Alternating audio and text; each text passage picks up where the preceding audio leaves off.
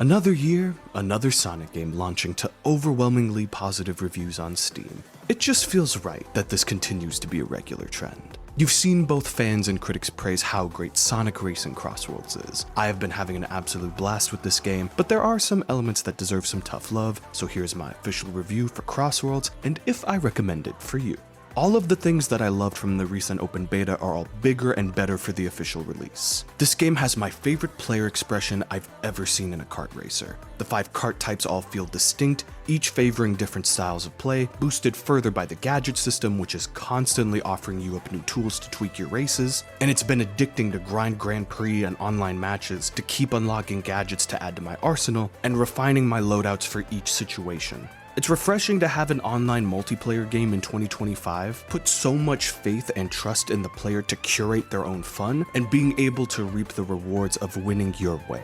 Here's a quick look at my main loadouts I've been running after my first week. Let me know down below what gadget builds have been giving you the most success. Hours fly by when you're playing this game. When I hopped on Friday night to play matches with my best friend, in the blink of an eye, 3 hours passed. We had a few online hiccups, 1 disconnect mid-game on his end, and 2 early menu lagouts on mine, but outside of that, we had a fantastic time. Doing online matches both against other players, as well as doing friend matches, trying different modes and maps. Because matches usually don't take longer than 3 minutes, and the intermission breaks in between games are fairly short, you're never out of the action for too long.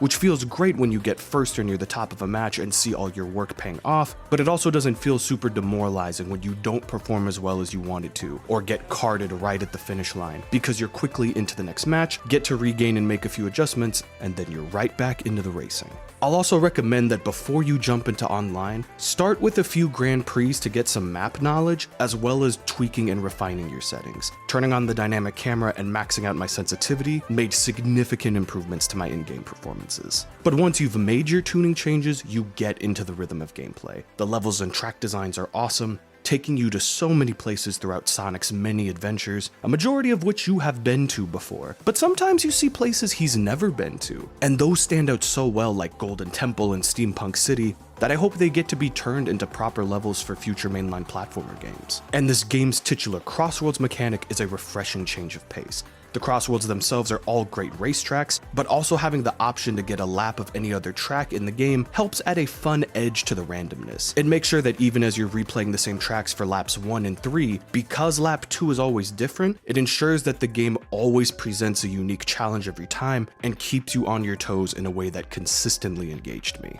We have another spectacular soundtrack to add to the list. I was interested to see what Takahiro Kai was going to bring to the table, and because it's very hard to top a lot of the legendary composers and musicians that we've had for Sonic games. Jun Sonoe, Tomoyo Otani, T. Lopes, all of whom contributed and did great work in this soundtrack as well, but there are so many other collaborators like Camellia, Giga, Zardonic. On top of the added vocals in some tracks and the choir moments for lap 3s, I tip my hat to Mr. Kai. You did a fantastic job, sir.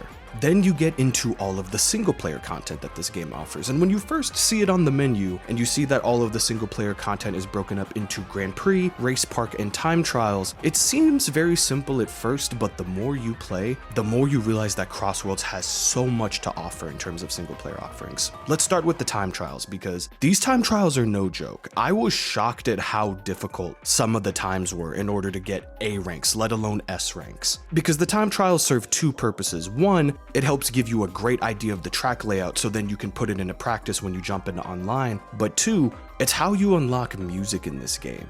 And when I did the first set of Time Trials and unlocked Undefeatable as an option, and I'm seeing some of the other music options that I can add to the jukebox, for those who love Sonic music, this game does so much to reward you for those who put in practice, and I love that. Race Park is the fun section of single player that allows you to try all of the different arcade modes and feels the most like it took all of the elements that worked from Team Sonic Racing, and it's a great way for players to get familiar with all of these different arcade modes because these are the things that the limited time events for this game will eventually be based on. Which I love about this game. I feel like a lot of times when there are games that have their campaigns and their multiplayer, sometimes they can feel a little too too divorced from one another, where the single player content feels like one thing and the multiplayer content feels different. But in this game, it really feels like the more time you put into the single player content, you get better at the game, and it prepares you really well for when you jump into online. And then we get to Grand Prix. These are a ton of fun. The cup structure is great. Mirror mode and increasing the speed types help add those extra levels of challenge, but the rival battle system is truly what makes Grand Prix shine. The fact that you can choose any Sonic character and get to have interaction and banter with them throughout your race, and also being able to set the difficulty so that you get the right amount of challenge that you're looking for. And one thing that I'm grateful that both Shadow Generations and CrossWorlds have done well is finally offer truly challenging content to the player. I remember when I tried Supersonic Speed, which is this game's equivalent of 200cc, and I was getting my teeth kicked in. I was not expecting for this game to provide the challenges it does, but it's all the more satisfying when you do get to beat them and get to overcome the game's hardest challenges. All of the dialogue and banter that you get between characters is amazing. And it wasn't just great to see characters that we normally see interact get to have their typical fun banter with each other, but it was cool to see that for a lot of characters who have never met each other, get to do that first time, and how those scenarios could be cute or funny. I highly recommend watching the multi-hour long compilations that have been putting all of the dialogues together, because there's also little hints at what's to come that just excite me for the future. Like, I cannot put into words how happy it makes me that the kids that are growing up on Sonic right now get this game as their first impression to Silver the Hedgehog, because he is spectacular in all of his rival dialogue, to the point that a few lines that hint at what they could do with future games with him has started a whole movement where people are making artwork and coming up with theories for stories and gameplay ideas and what it could be. And there's been this massive resurgence and love for the character of Silver the Hedgehog, and I love that. But also getting to see characters like Blaze and getting to hear Erica Lindbeck finally get great dialogue to do for this character, and she sounds amazing.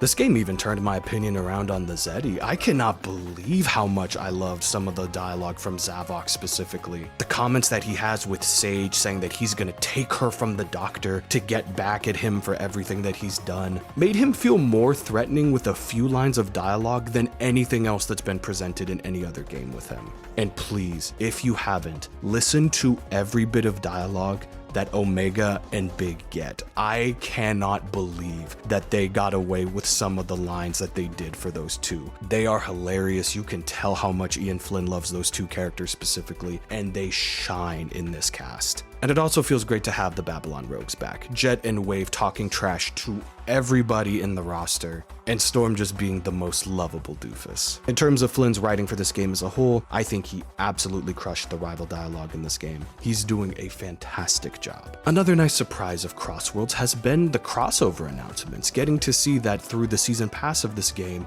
Sonic and friends are going to get characters from Minecraft, Nickelodeon such as SpongeBob, Avatar, and Teenage Mutant Ninja Turtles, Pac-Man, and Mega Man, on top of a slew of Sega characters that will be added for free over the course of this game's first year. The DLCs themselves, I think, are awesome. Hatsune Miku being a launch character, and from the original music that was added to this game, to her singing the melody of the game when she's in the menus, all of it is so well done. But there's a part of it that has been getting a lot of criticism, and that has been the unfortunate reveal that no DLC releases outside of Miku will have voice acting. Izuka talked about how there was a complex and lengthy approval process that would have needed to be involved, and that instead of getting into the messy details, it was better to just have the characters be non-voiced. And I haven't really gotten a chance to talk about it, but this is how I personally feel. For the crossover DLC, the Minecraft characters or Pac-Man and the Ghost, they weren't going to have voice acting, that makes sense, but for the Nickelodeon characters specifically, it's going to make those characters feel hollow when you don't have the voice acting alongside them. And I know that they argued about the logistical reasons about why they couldn't do it, but it rings hollow when they spared no expense to get Keanu Reeves to voice a DLC level for Shadow Generations, but then you're telling me that you can't do it for Tom Kenny as SpongeBob or Dante Bosco as Zuko if he's in the Avatar expansion. It just seems like a weird thing to cheap out on, especially when the base game goes hard on the voice acting. I think most people aren't even asking for every character to have all of the crazy rival dialogue and interactions, but not having any voice acting at all just feels weird, especially for the Sega characters. Like, you own them. It shouldn't be a problem to get voice acting for Joker from Persona or Ichiban from Like a Dragon. It's also weird that the Sonic Prime characters and the Werehog are voiceless. It just doesn't feel right. Ultimately, I am not too bothered compared to some people because modders have already fixed many of these issues. You can play the Werehog with Jason Griffith voice lines. The Sonic Prime characters have their voices and clips from the show, and I have no doubt whenever Sega drops the ball, I know that the modders won't, which is all the more reason I recommend people to get the PC version of CrossWorlds. But the voice acting conundrum aside, I do think it's great that this game has showed how much support is coming for the game's first year. And it's cool to get a pseudo Smash Brothers reunion with Mega Man and Pac-Man in this game. We're just missing a certain mustachioed plumber, and you know what, at this point let's just talk about it. This game was always going to get comparisons to Mario Kart World. That was the big kart racer release that Nintendo had to kick off the Switch 2 this year, and considering how close the reviews have been, even with IGN giving CrossWorlds a higher review than World, and how that's gotten people in a frenzy. But how do I feel? People have been talking about CrossWorlds and going, oh, is it the Mario Kart killer? And truthfully, I have always felt from the jump that the only thing that CrossWorlds needed to do was be competitive and execute on every opportunity to show people how good the game is on its own, and the open beta and marketing for this game has shown that. I have not seen Sega and Sonic Team put this much effort behind a multiplayer game, and it's been paying off with how much people are enjoying it. But honestly, there is not a damn thing that Sega or CrossWorlds needed to do to kill Mario Kart World more than Nintendo has already done to their own game, through an absurd overprice, under-delivering on content, and pushing patches that reduce the content in the game and feel aimed at frustrating and going against the wishes of the player base.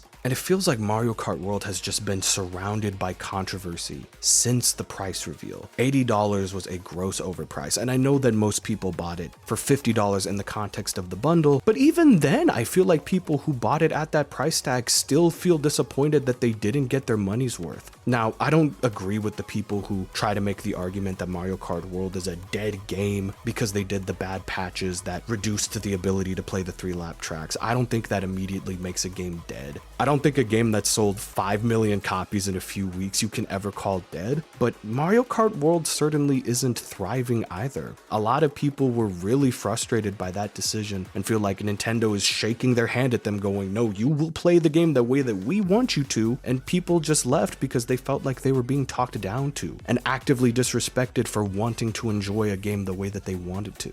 When people are getting connection errors for trying to matchmake in barely filled lobbies after these decisions, it's hard for people to not be frustrated, and I get why the negative hyperbole around Mario Kart World and Nintendo has been as strong as it is, because people have every right to be frustrated. But I also feel bad for the fans that do like Mario Kart World and think it's a good game and have been enjoying the things that make it fun for them, because I feel like they don't even have a platform to talk about the game genuinely because they just immediately get jumped by people who are going, oh, you're just a Nintendo glazer. This is why Nintendo is awful. You're the reason it's bad. You will eat up all of their slop. Like, turns into a thing where people don't want to have nuance anymore. My whole thing with Mario Kart World is that I think it's a good game, but I think Nintendo absolutely dropped the ball on it. There is a lot that Nintendo still needs to do better by their fans. But also, I don't play into the rivalry side of it as much as other people. I think it's good that Sonic Team likes to take jabs at Nintendo, and they did that commercial. I think that stuff is great. I love that 90s sass in their commercials back again.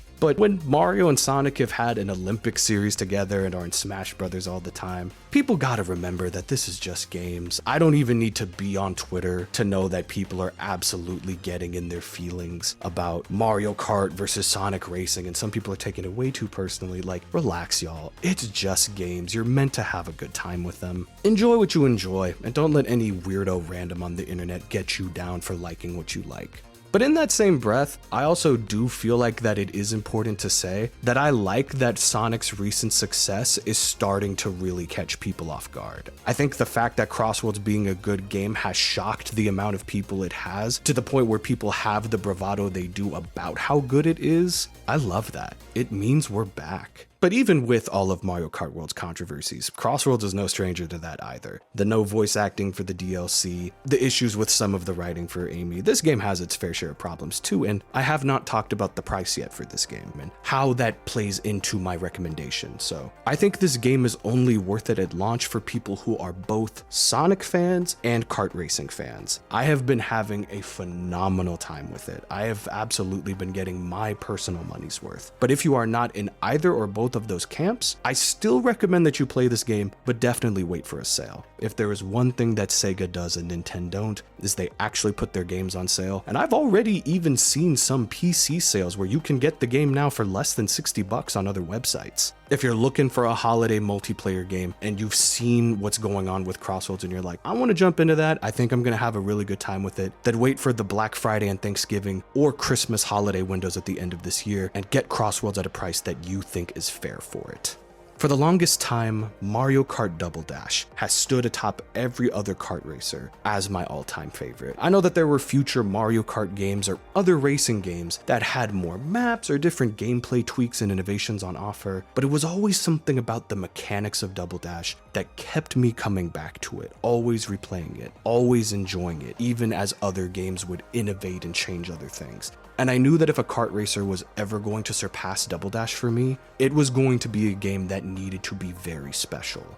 I am so happy to say that Sonic Racing CrossWorlds is that game for me. I have not had this much fun or been this engaged with a kart racer in my life. The second I am finished editing this video, I'm going to get right back to playing it, gunning for legend rank, continuing to play single player content so that I can add more songs to the jukebox, see more of the rival battle interactions, do all of the Grand Prix offerings, grind tickets with Super Sonic. I have just been having so much fun with this game, and I'm happy that finally, as we're living in the Sonic Renaissance, the one void that I felt that needed to be filled was a multiplayer game, and the fact that it is this one, and it is crossplay, and it has post-launch content planned. This game is just checking so many boxes for me, for the things that I have been wanting to see, not just for the next Sonic Kart Racer, but for the next Sonic multiplayer game that could bring all of us together. And I am happy that Sonic Racing CrossWorlds is doing that and will continue to do that for the foreseeable future. I intend on doing videos talking about different content updates for this game when they come out, and I will do a 1 year later review. But let me know down below, what did you think of Sonic Racing CrossWorlds? If you bought it, are you having a good time? Let me know what you think. And if you're waiting for a sale, what are you excited to jump into most when you get to play Sonic Racing CrossWorlds? Thank you for watching. Love y'all. Have a blessed one. I gotta wait to use this laser. I gotta be very... Nope, never mind. Oh my God, God is good. God is so good all the time. Get one the fuck over, cream. Fuck off, you child.